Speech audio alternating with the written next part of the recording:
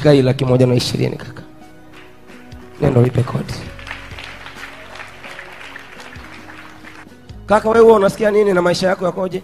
Wewe unasikia nini? Unasikia kama unafuatana na mtu? Nikigeuka nyuma simuone. Ukigeuka umuone. Hali ya maisha yako ikoje? Kila unapoinuka Naanguka chini. unaanguka chini.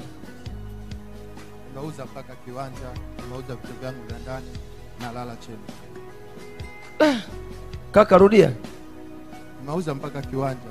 Umeuza kiwanja Mpaka vitu vyangu vya ndani. mpaka vitu vya ndani Kwa ajili ya madeni. kwa ajili ya madeni. Sasa hivi unalala chini. Kwa hiyo umebaki na godoro tu.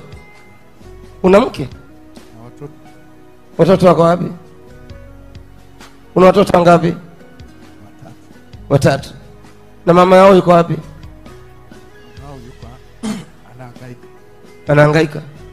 Yeye anapeleka na nini mkeo? Anauza mboga. Anauza? Nini? Mboga. Anauza mboga. Anatembeza mboga. Lakini mnajua kimwona mwanaume analia, ujue amefikia hatua ambayo ni ya mwisho sana. Kwa umeuza mali zote. Niletee hela zangu. Kiona mwanaume analia ujue amefika mwisho. Kwa sasa hivi wewe hauna cha kufanya, unamtegemea mama azungushe mboga. Anachorudi nacho ndicho anachokichukua mtumie nyumbani. Hapa penyewe tulipo tumepanga tunadaiwa kodi.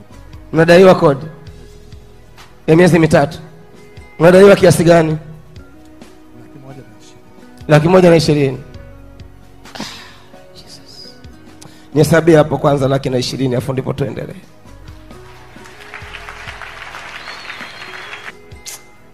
Shika hii 120 kaka. Nenda ulipe kodi. Ulikuwa unafanya biashara gani? Mimi nilikuwa ni bouncer club. Ulikuwa ni bouncer club.